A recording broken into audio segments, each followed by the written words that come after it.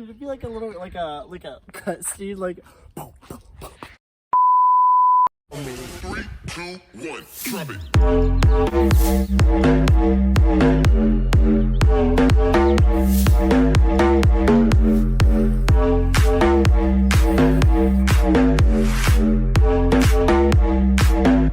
Are you ready for this?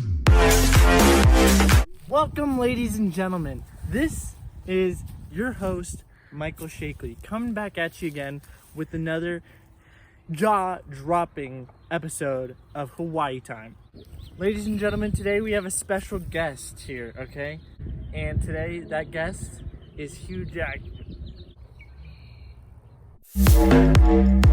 So today, I want to ask you something that's on all of our minds, and that is the issue of the fruit fly invasion, correct? Yes, Michael, it's been a huge problem lately, especially in the last few years. They're so difficult to control.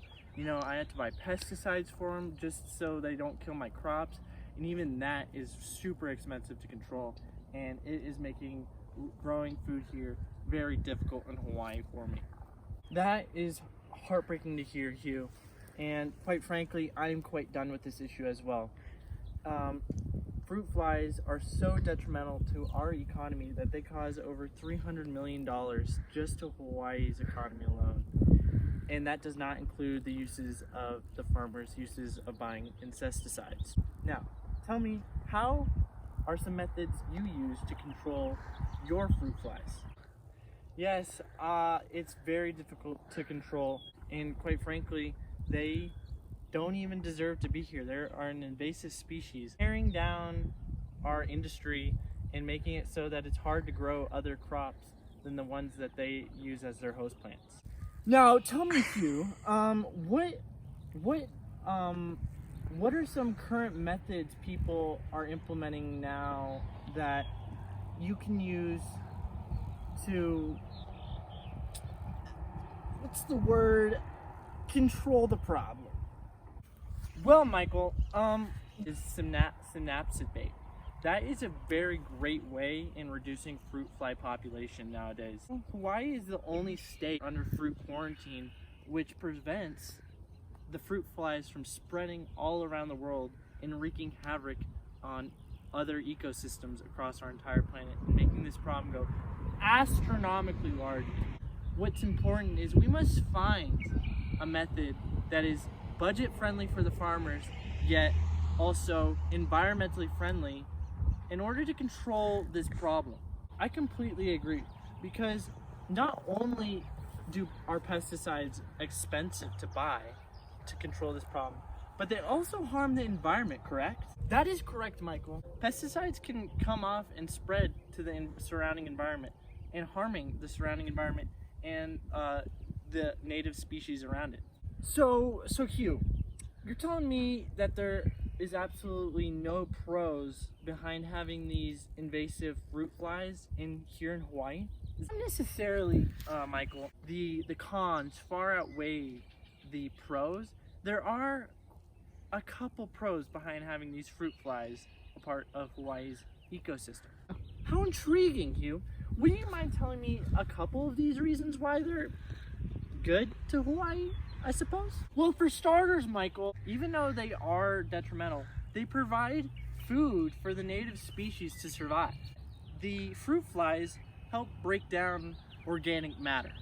So Hugh, before tonight's nightly broadcast ends, would you mind just explaining what these fruit flies are called? Yes, Michael. In order to properly evaluate this problem and situation at hand, we must understand the enemy at hand.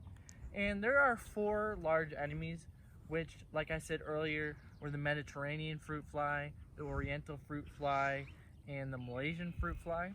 One common thing among all of them is that they were all accidentally introduced, okay? And, you know, and they've been destroying our ecosystem for almost over like 100 years, sadly enough. The Mediterranean fruit fly is from sub-Saharan Africa, and the melon fly is from India, and the Oriental is from tropical Asia. Hugh, this is so interesting to hear that these fruit flies have been with us for so long and have been tearing down our ecosystem and just quite making it very hard to live here as a farmer. Correct? Yes, Michael, this is correct. But however, Hawaii offers a very tropical and enticing area for farmers from all around to grow because of its rich soil and its environment. So although the fruit flies pose a very difficult problem and the cost of fruit flies are difficult to manage, it's still, people still want to grow here, which is very good to know. That is wonderful to hear because I think personally I love local grown crops here. They taste delicious. I put them in my smoothies. That's wonderful to hear, dude. Well, Hugh, it's been a pleasure. But before I sign off here today with our lovely camera woman, would you mind just telling us your closing remarks in regards to this situation?